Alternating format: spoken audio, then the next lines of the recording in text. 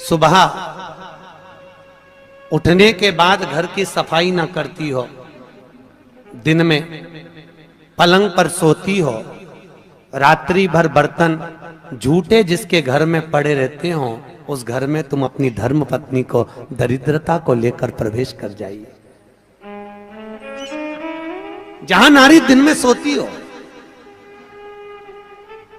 जहां रात भर के बर्तन झूठे रखे रहते हो, उसके घर में तुम प्रवेश कर जाओ। महाराज, और स्थान तो कहां, जहां इमली का पेड़ हो, पीपल का वृक्ष हो, बड़ का पेड़ हो, कांटेदार पौधे जिसके घर में लगे हो, उस घर में तुम प्रवेश कर जाओ, वहां पहुंच जाइए।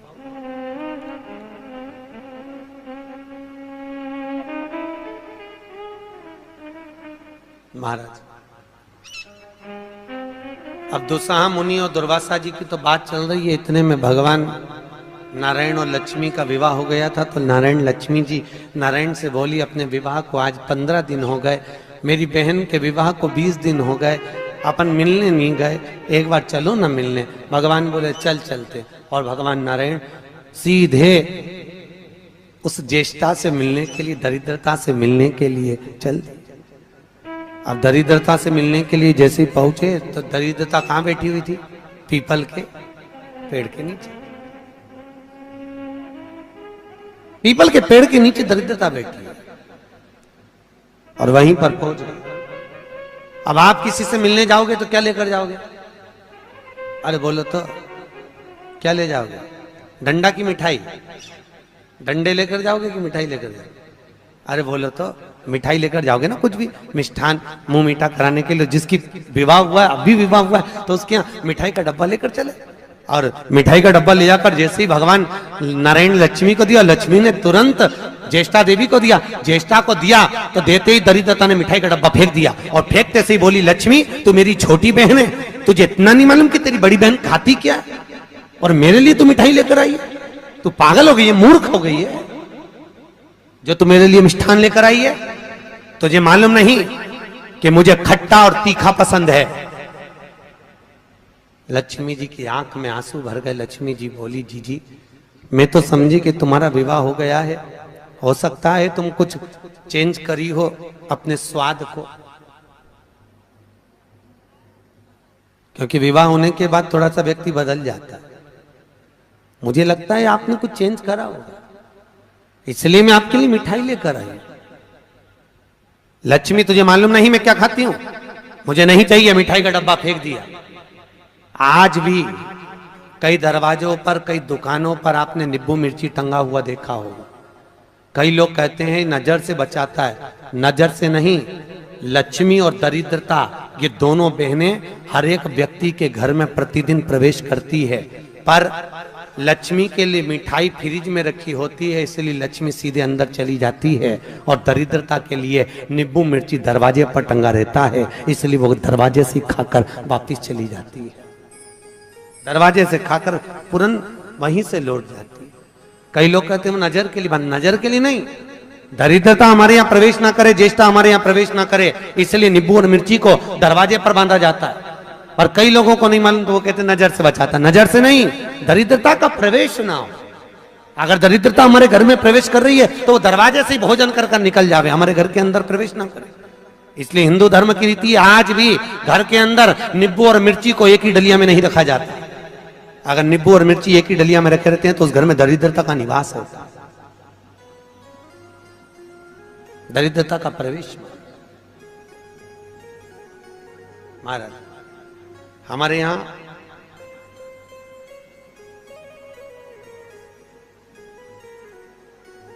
तीन चीजें बेटी की विदाई में नहीं दी जाती, आप लोगों को मालूम है। एक झाड़ू, अरे बोलो तो सही है कि गलत है?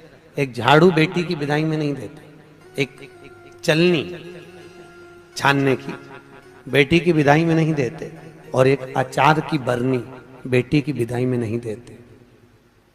ये तीन चीजें नहीं देते, चलनी भी नहीं देते, झाड़ू भी नहीं देते, कहीं कहीं जगह पर सुई भी नहीं देते। सुई का भी प्रमाण मिलता है, सुई भी नहीं दी जाती। और एक अचार की बरनी, अचार की बरनी भी बेटी की विदाई में नहीं देते। क्यों? क्योंकि अचार की बरनी में जैसे झाड़ू में हमारे यहाँ बेटी को अगर दिया जाता है तो उसके घर की पूरी लक्ष्मी छीर्ण हो जाती है, चलनी देने पर उसके घर की लक्ष्मी समाप्त हो जाती है, सुई देने पर उसके घर की लक्ष्मी समाप्त हो जाती है, उसी तरह अचार की बरनी देने पर बेटी के घर में उसका घर पूरा तहस नहस हो जाता है, पूरा बर्बाद हो जाता है। और आजकल माताओं का इतना प्रेम होता है ना बेटी से, अब करें तो करें क्या। और बेटी जिस घर में भी आती है ना, वहां के उसके बेटी के ससुर भी कहते थे बेटा तेरी मम्मी के हाथ का अचार बन वाला। अब इनको कौन समझाए भेड़ियों को, इनको समझाए कौन कि वह अचार में दरिद्रता का निवास है। अब के कौन इनको कि खट्टा और तीखा घर में प्रवेश करेगा अगर बहू के यहाँ का, तो उस घर में सुख नहीं रह सकता। चार लोग भी होंगे तो चारों का मुंह बिल्कुल नींबू की तरह खट्टा और वाणी मिर्ची की तरह तीखी रहेगी, चाहे कितना ही प्रयास करे।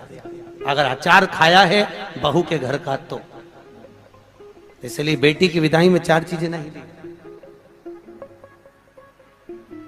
प्रमाण पहले क्या देते थे बेटी की विदाई में?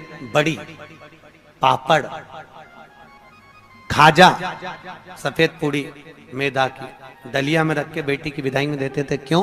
क्योंकि जो स्थिरता का भाव रखे, भले उसमें नमक ना रहे परंतु मौनता, प्रेम, स्नेह, नम्रता उसके अंदर होना चाहिए, वो बेटी की विदाई में दिया जाता। और बांस की डलिया में रख कर देते थे जिससे वंश बढ़े, कपड़ा बांध कर देते थे जिससे भक्ति का चीर सदा बना रहे। एक एक चीज का प्रमाण था बेटी की विदाई में देने।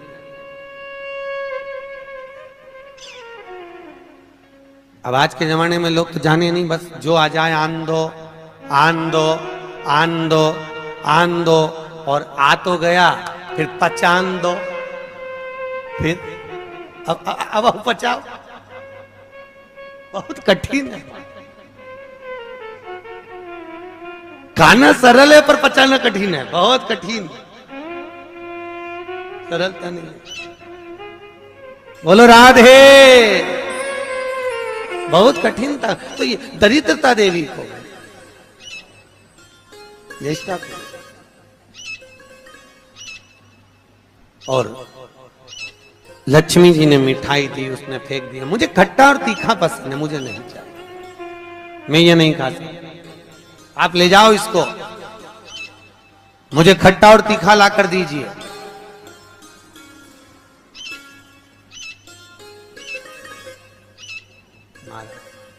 मुझे खट्टा और तीखा चाहिए। समझाया। भगवान विष्णु लक्ष्मी जी से कह रहे हैं तेरी बहन को समझाना बहुत कठिन है, तू चल। लक्ष्मी जी जाने लगी। इतने में लक्ष्मी जी ने भगवान नारायण से विनती करी, नारायण ये मेरी बहन दरिद्रता बैठी है पीपल के पेड़ के नीचे, और पीपल के वृक्ष के नीचे मेरी बहन बैठी हुई है। इस पीपल के वृक्ष के नीचे तो ना जाने कितने कितने लोग पूजन करने के लिए आएंगे, ना जाने कितने कितने लोग पूजन करने के लिए पहुंचेंगे, और ये दरिद्रता यहाँ बैठी रहेगी तो दुनिया के लोगों के साथ में तो ये दरिद्रता पीछे पीछे उनके घर चली जाएगी। फिर दुनिया के लोग पीपल के वृक्ष की पूजन नहीं कर पाएंगे। और पद्म पुराण के अंदर लिखा है कि पीपल के वृक्ष के नीचे 52,000 ब्राह्मणों का वासा होता है। फिर पीपल के वृक्ष का प्रमाण क्या? भगवान नारायण बोले, सुनो लक्ष्मी, ये पीपल के वृक्ष के नीचे तुम्हारी बहन दरिद्रता निवास कर रही है, पर जिसकी हाथ में या तो माला हो, जल का पात्र होगा, या कुंकू का चोपड़ा होगा, या दिया बाती होगा, जो अपने हाथ में कुछ ना कुछ लेकर आएगी पीपल के वृक्ष की पूजन के लिए और वापिस वो पात्र लेकर जाएगी, उसके पीछे कभी दरिद्रता उसके घर में प्रवेश नहीं करेगी। और जो खाली हाथ पीपल के वृक्ष के नीचे प्रवेश करता है, उसके साथ में दरिद्रता उसके साथ पीछे पीछे प्रवेश कर जाती है।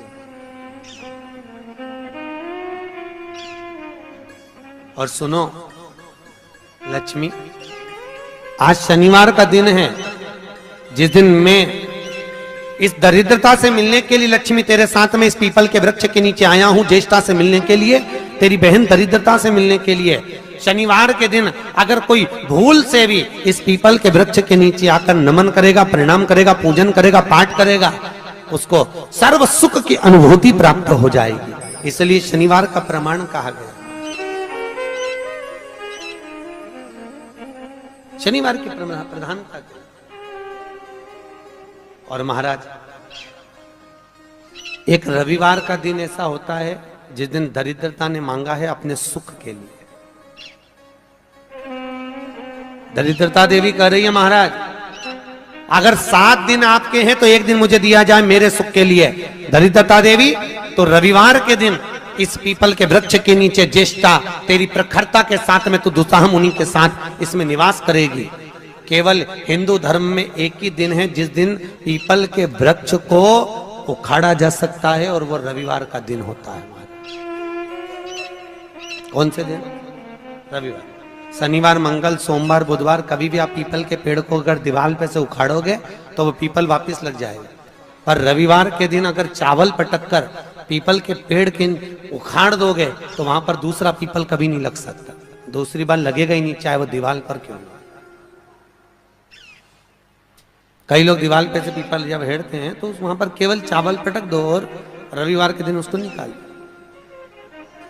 एक दिन रविवार का दिन ऐसा होता है जिस दिन दरिद्रता अपने पूर्ण प्रभाव में रहती है, संडे के दिन, रविवार के दिन, रविवार का। इसलिए हमारे यहाँ रविवार की महत्वता का भी प्रमाण हमारे यहाँ शास्त्र कहता है। शनिवार को पीपल के पत्ते लाए जाते हैं, और जो व्यक्ति ज्यादा बीमार रहता है उसको रविवार के दिन पीपल के पत्ते की पत्तल बनाकर उसको भोजन कराकर पत्तल को चौराहे पर पटक दिया जाता है, तो वह व्यक्ति बीमारी से छूट जाता है, उसको फिर बीमारी नहीं रहती, रोग मुक्त। जो बहुत ज्यादा बीमार रहता है इसलिए शनिवार को पत्ते लाकर रविवार को भोजन कराते पीपल के पत्ते। पद्म पुराण में उसका व्याख्यान लिखा। पीपल के पत्ते का प्रमाणित, पीपल के वृक्ष, दरिद्रता का निवास हुआ है वो।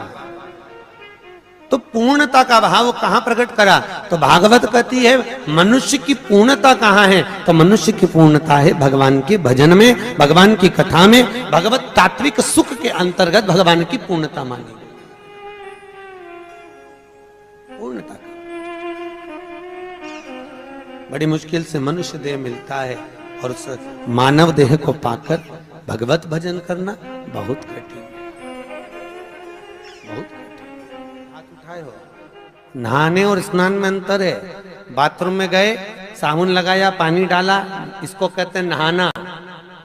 और स्नान का मतलब क्या है? स्नान का मतलब है हमारे कर्म कांडों में, हमारे शास्त्रों में पंडित कहते हैं स्नान कर कराइए। स्नान का मतलब ये नहीं कि पानी डाला, तालाब में कूद गए, स्नान कर लिया, स्नान वो नहीं है। स्नान का मतलब है मनुष्य के शरीर में 3.5 करोड़ रोम छिद्र होते हैं। कितने? 3.5 करोड़ रोम छिद्र। और एक दिन में जब मनुष्य के मुख से 3.5 करोड़ बार भगवान का नाम निकल जाता है, तब जाकर मनुष्य का स्नान हो पाता है। जो बाथरूम में जाकर पानी कूड़ा वो तो नहाना होगा। स्नान करने से अहंकार घटता है और नहाने से अहंकार बढ़ता है।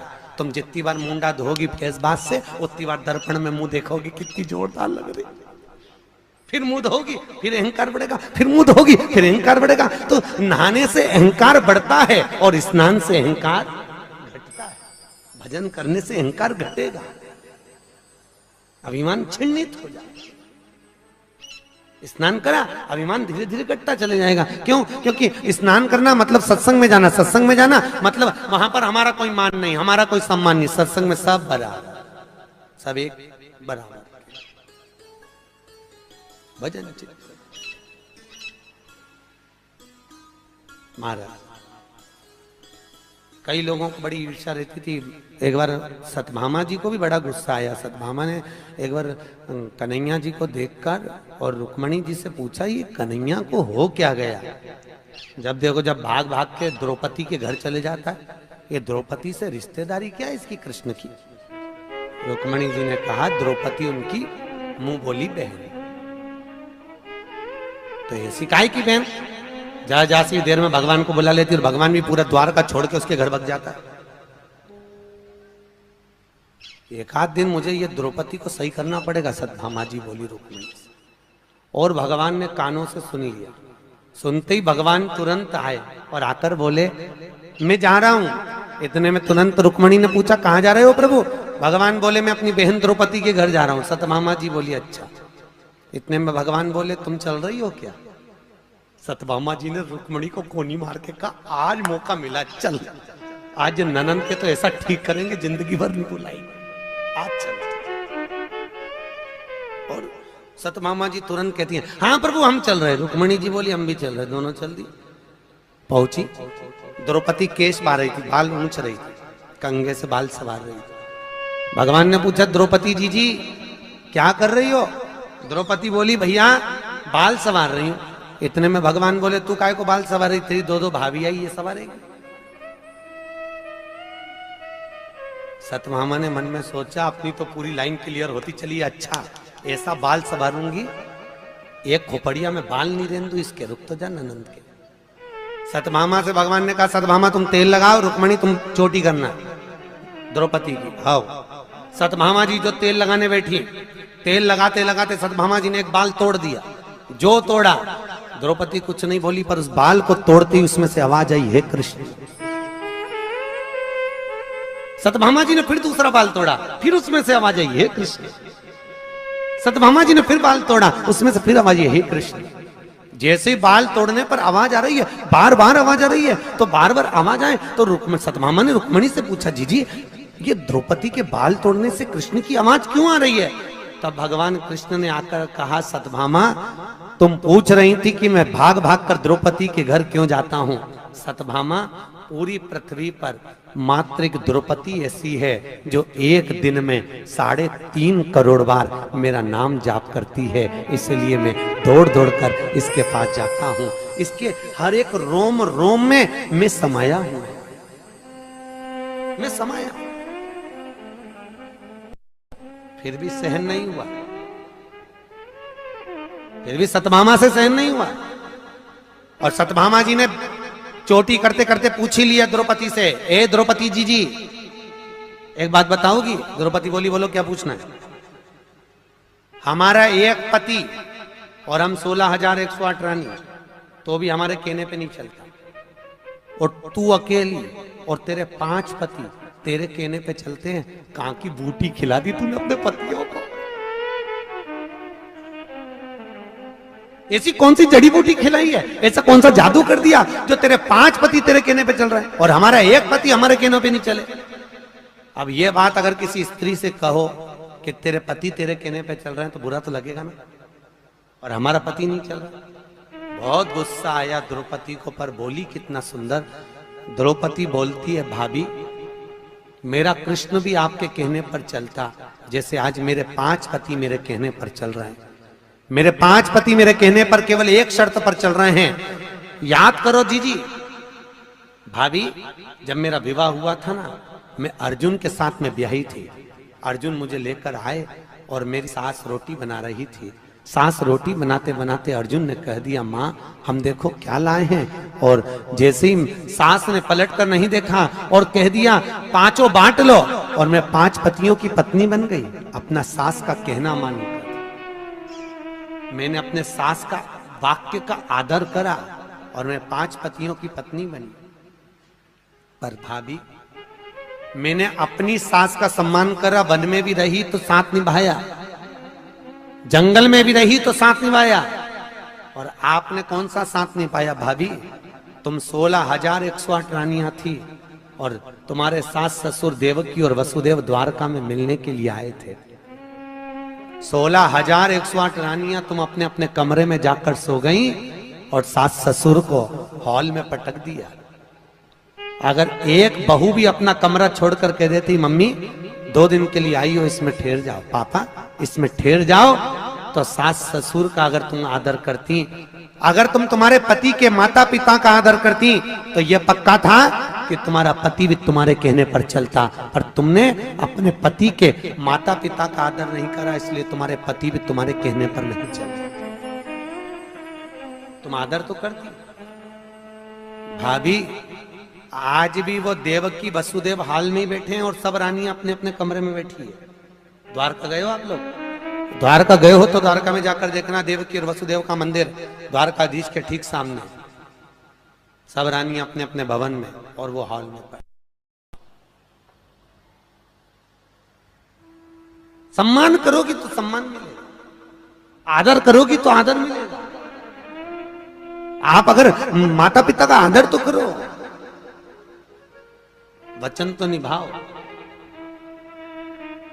जब लड़का और लड़की की शादी होती है ना तो मैं 7-5 वचन बोलते हैं। इधर बोलते कि नहीं बोलते मालूम नहीं, जोधपुर में बोलते हैं 7-5 ही बोलते कि 14-15 बोलते हैं। अच्छा 7-5, लड़की के 7 और लड़के के 5 वचन। लड़की अपना वचन निभाती है तो वचन में एक वचन दिलवाती है कि तुम मेरे माता पिता का आदर करना, लड़के से दिलवाती है।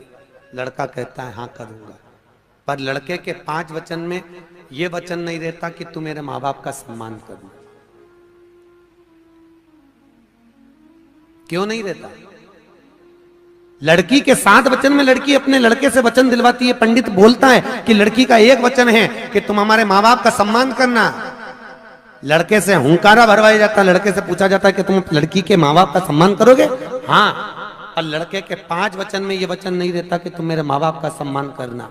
किसी ने पूछा गुरुदेव ये बताओ, लड़की के 7 वचन में एक वचन है कि तुम उसके माँ बाप का सम्मान करो, तो लड़के ने वचन क्यों नहीं दिलवाया लड़की से कि तुम हमारे माँ बाप का सम्मान करना? तो भागवत कहती है इसलिए वचन नहीं दिलवाया क्योंकि लड़का ज्ञानी है, उसको मालूम है जब ये अपने माँ बाप का सम्मान मुझसे करवा रही है तो ये पक्का है कि मेरे माँ बाप का सम्मान भी ये कर लेगी, तो मुझे वचन दिलवाने की जरूरत ही नहीं है। मैं क्यों वचन दिलवाऊं?